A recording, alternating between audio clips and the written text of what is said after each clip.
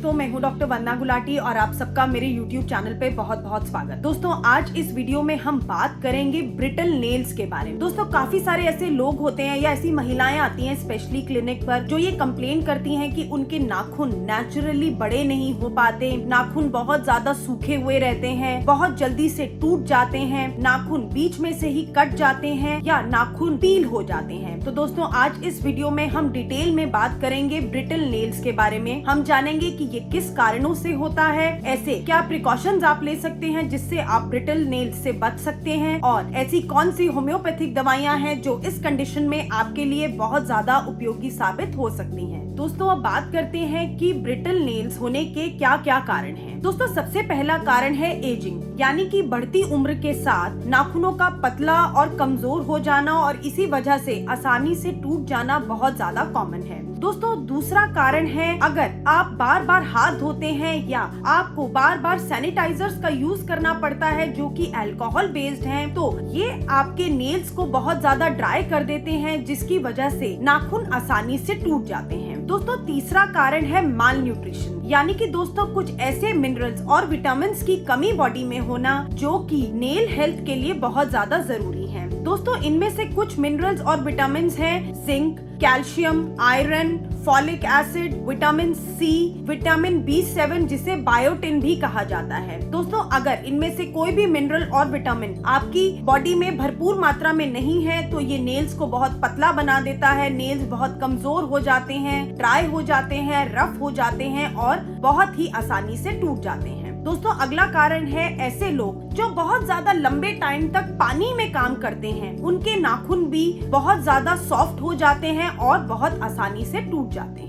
दोस्तों, brittle nails के अगले कारणों में से मुख्य है हाइपोथायरॉयडिज्म। दोस्तों, आजकल हाइपोथायरॉयडिज्म एक बहुत ही कॉमन कंडीशन है। हाइपोथायरॉयडिज्म में दोस्तों जो हमारे शरीर में पसीना बनता है उसका अमाउंट बहुत ज्यादा कम हो जाता है, बॉडी बहुत ही कम स्वेट प्रोड्यूस कर पाती है जिसकी वजह से मरीज के नाखून या बाल बहुत ज्यादा ड्राई हो जाते हैं और आसानी से टूटते हैं। दोस्तों, ऐसे ही बहुत सारी मेडिकल कंडीशंस हैं जो कि नेल्स को बहुत ज्यादा अफेक्ट करती हैं, जैसे कि लाइकेन प्लैनस, सोरियासिस और फंगल इन्फेक्शंस जिसको हम ओनिकोमाइकोसिस भी कहते हैं। दोस्तों, आखिरी सबसे इम्पोर्टेंट कारण है रिपीटेड नेल ट्रीटमेंट। दोस्तों, आजकल बहुत कॉमनली लोग बार बार नेल ट्रीटमेंट्स कराते हैं, जैसे कि नेल एक्सटेंशंस कराना, जेल नेल पेंट्स यूज करना, तरह तरह के नेल पेंट्स को अपने नेल्स पे ट्राई करना, नेल पेंट रिमूवर्स का बार बार यूज करना। दोस्तों, ये सभी ट्रीटमेंट्स या ऐसे प्रोडक्ट्स जो कि आपके नेल्स पे रिपीटेडली लगाए जाते हैं, ये भी आपके नेल्स को बहुत ज्यादा कमजोर कर देते हैं, उन्हें पतला कर देते हैं और इसी वजह से वो जल्दी से टूट जाते हैं। दोस्तों, अब हम बात करेंगे कि हम ऐसे क्या प्रिकॉशंस ले सकते हैं जिससे हम अपने नाखूनों की स्ट्रेंथ को बढ़ा सकते हैं ताकि वो बहुत आसानी से ना टूटें। दोस्तों, सबसे पहला और इम्पोर्टेंट काम जो आप रेगुलरली फॉलो कर सकते हैं वो है कि अगर आप बार बार हाथ धो रहे हैं या आप बार बार सैनिटाइजर्स का यूज कर रहे हैं तो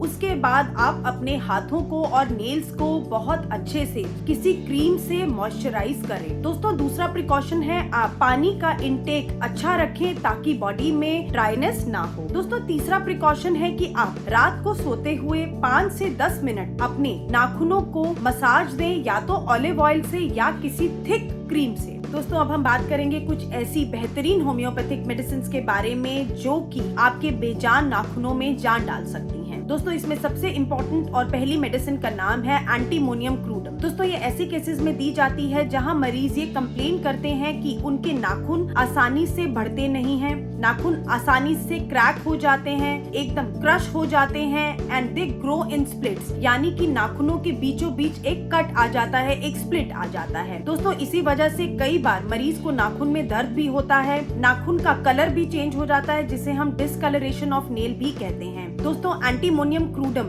एक बहुत ही बेहतरीन मेडिसिन है उन नाखूनों के लिए जो कि फंगल इन्फेक्शन की वजह से खराब हो जाते हैं, जिसे हम ओनिकोमाइकोसिस भी कहते हैं। दोस्तों आप एंटीमोनियम क्रूडम को 30 पोटेंसी में कंज्यूम करें और इसके 2-2 ड्रॉप्स दिन में 3 बार रेगुलरली 1 महीने तक लें। दोस्तों अगली बहुत ही इफेक्टिव मेडिसिन का नाम है ग्रिफाइटिस। दोस्तों ये ऐसे केसेस में दी जाती है जहां पर मरीज के नाखून बहुत ज्यादा कमजोर हो जाते हैं और वो क्रम्बल हो जाते हैं आसानी से, यानी कि टूटकर छोटे छोटे टुकड़ों में बढ़ जाते हैं। साथ ही साथ दोस्तों मरीज को बहुत ज्यादा नाखूनों में दर्द रहता है, कई बार अल्सर भी डेवलप हो जाता है और नाखून काले रंग के फिर जाते हैं, यानी कि ब्लैकिश डिस्कलरेशन हो जाती है। दोस्तों ग्रिफाइटिस एक बहुत ही बेहतरीन होम्योपैथिक मेडिसिन है। नाखूनों के अलावा ये और बहुत सारे स्किन एलिमेंट्स जैसे कि एक्जिमा होना, दाने होना, ऐसे बहुत सारे कंडीशंस में ये बहुत इफेक्टिवली मरीज की मदद करती है। दोस्तों आप ग्रिफाइटिस को 30 पोटेंसी में यूज करें और इसके 2-2 ड्रॉप्स दिन में 3 बार रेगुलरली 1 महीने तक कंज्यूम करें। दोस्तों अगली बहुत ही इफेक्टिव मेडिसिन का नाम है आर्सेनिकम एल्बम। दोस्तों ये ऐसे केसेस में दी जाती है जहां मरीज का नाखून बहुत ज्यादा पतला हो जाता है, जिसकी वजह से वो आसानी से चिप हो जाता है या टूट जाता है। मरीज का नाखून ट्रांसपेरेंट हो जाता है या रेडिश ब्लैक कलर का डिस्कलरेशन उसमें आ जाता है। दोस्तों अगर आपको अपने नाखूनों में वर्टिकल रिजिंग यानी कि लंबी लंबी मोटी लाइनें दिखें तो आप आर्सेनिक एल्बम का प्रयोग जरूर करें। आप आर्सेनिक एल्बम को 30 पोटेंसी में कंज्यूम करें और इस मेडिसिन के 2-2 ड्रॉप्स दिन में 3 बार रेगुलरली 1 महीने तक कंज्यूम करें। दोस्तों अगली बहुत ही इफेक्टिव मेडिसिन का नाम है कैस्टर इक्वी। दोस्तों ये ऐसे केसेस में दी जाती है जहां मरीज के नाखून इतने कमजोर होते हैं कि अगर मरीज का गलती से कहीं हाथ जोर से लग जाए या कोई हल्का सा स्ट्रोक या कोई हल्का सा ब्लो मरीज के हाथ में लग जाए तो नाखून उसी समय टूट जाता है, क्रम्बल हो जाता है, यानी कि टूटकर उस नाखून के टुकड़े टुकड़े हो जाते हैं। दोस्तों आप कैस्टर इक्वी को भी 30 पोटेंसी में लें और इस मेडिसिन के 2-2 ड्रॉप्स दिन में 3 बार रेगुलरली कंज्यूम करें 1 से 1.5 महीना।